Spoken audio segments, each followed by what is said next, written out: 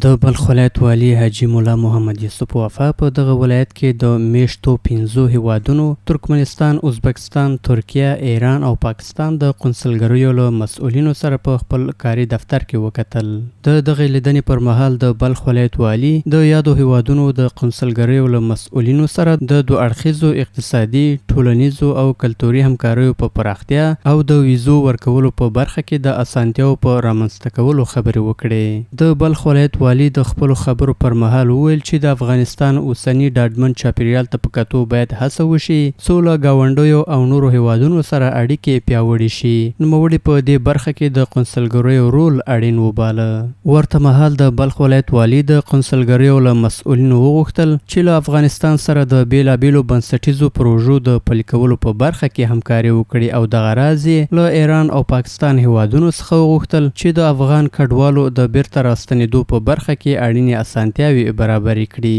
له بلې خوا د یادو هیوادونو استازو د بلخ ولایت له والي سره خپل لیدلوري او وړاندیزونه شریک کړل او په خپلو چارو کې د ځینو ننګونو یادونه وکړه او همداراز د کلتوري، سوداګرۍ او اقتصادي همکاریو په برخه کې د اسانتیاو رامنځته کولو غوښتنه وکړه. د یادې غونډې په پای کې د دغو بهرنیو هیوادونو استازو د افغانستان له اوسني امن چاپیریال څخه په ستاینې ډاډ څرګند کړ چې د اقتصادي، کلتوري، سوداګرۍ، کرنې، روغتیا، زده کړو او په نورو بیلابیلو برخو کې به خپلې همکارۍ دوامداره ساتي او دغه راز به بشرپاله مرستو ته هم دوام ورکوي.